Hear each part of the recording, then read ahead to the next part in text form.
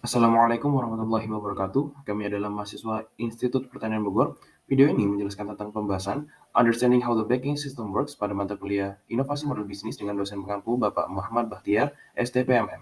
Sebelum kami menjelaskan lebih lanjut terkait Understanding How the Banking System Works, izinkan saya memperkenalkan terlebih dahulu anggota daripada kelompok kami, yakni yang pertama ada Sabrina Gaisani, yang kedua saya sendiri Muhammad Faisal Bisana, yang ketiga Prestia Denisi, yang keempat Geraldiana, yang kelima Fadlia Rizky, yang keenam Rizky Sepa. Understanding how the banking system works. Memahami cara kerja sistem perbankan. Bank adalah institusi komersial yang menguntungkan dan perlu meningkatkan bisnisnya, menumbuhkan pendapatannya, dan memberikan pengembalian kepada pemiliknya. Tidak seperti toko lain, bank menyediakan layanan daripada menjual produk. Terlepas dari peran sentral mereka dalam perekonomian pada umumnya, dan terlepas dari berbagai fungsi yang mereka lakukan untuk membantu individu secara luas, bank tetaplah bisnis. Untuk layanan mereka, bank perlu mendapatkan uang agar lembaga-lembaga ini tetap berjalan. Bank mendapatkan uang dari berbagai sumber, tetapi sebagian besar uang mereka berasal dari pinjaman. Ketika bank meminjamkan uang mereka, mereka memperoleh bunga pinjaman yang dibayarkan kepada mereka oleh peminjam uang. Selanjutnya, kita akan membahas apa yang dinamakan dengan depositors dan borrowers. Yang pertama, yaitu depositors, atau dalam bahasa Indonesia kita sering mendengarnya dengan kata deposan, atau orang yang memasukkan uang ke bank. Bank mendorong simpanan dengan melindungi uang dan dengan membayar bunga penyimpan, atau persentase pendapatan yang diperoleh dari pokok selama periode waktu tertentu. Dengan demikian, deposan memperoleh sejumlah uang dari simpanan tersebut. Selanjutnya, borrowers.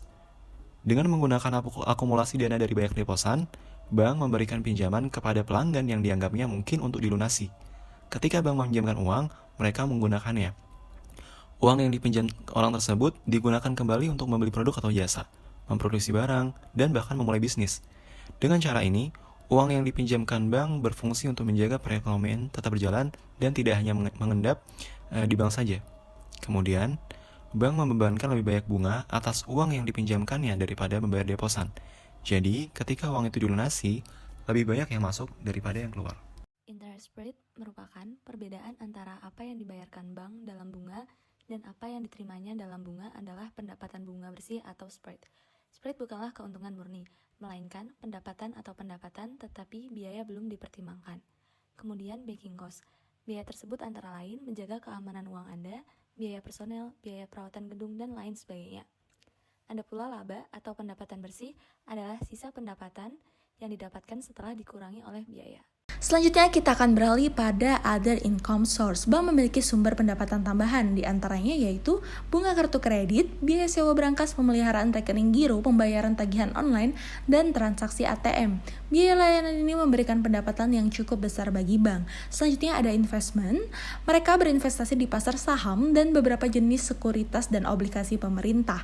Saat menginvestasikan uang, bank mempekerjakan staf investasi profesional untuk memaksimalkan laba atas investasi kepada investor. Selanjutnya ada assets and liabilities. Pertama, deposito sendiri bukan merupakan bentuk pendapatan dari bank.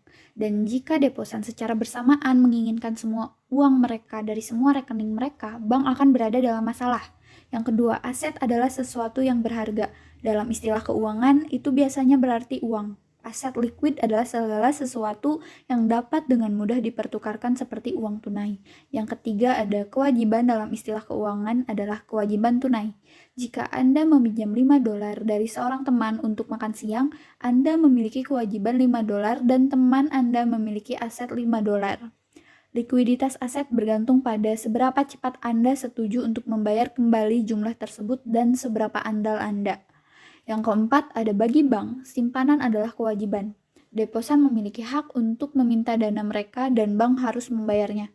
Uang yang dipinjam bank juga merupakan kewajiban hutang yang harus dibayar. Yang kelima, ada aset bank adalah pinjaman dan investasinya, yang menurut kontrak mungkin kurang liquid dibandingkan deposito. Setoran mungkin harus dikembalikan kapan saja, tetapi aset dapat tiba dalam jumlah kecil dalam jangka waktu yang lama. Oke, selanjutnya karena bank memiliki banyak uang yang keluar daripada mereka simpan, dua prinsip bisnis perbankan ikut bermain. Kewajiban bank melebihi cadangannya, karena uang dipinjamkan dan cadangannya tidak sesuai dengan total simpanan atau kewajiban. Namun, uang itu bekerja, membiayai bisnis, dan memperoleh ekonomi.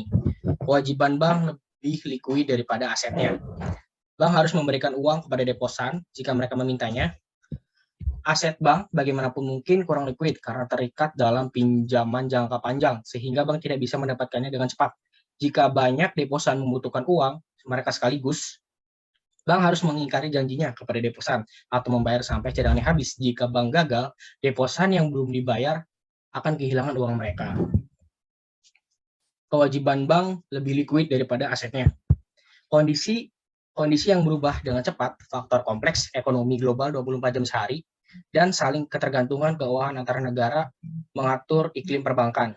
Yang terakhir, perbankan saat ini tidak sesederhana mendapatkan bunga dari spread.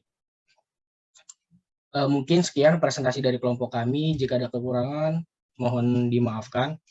Terima kasih. Wassalamualaikum warahmatullahi wabarakatuh.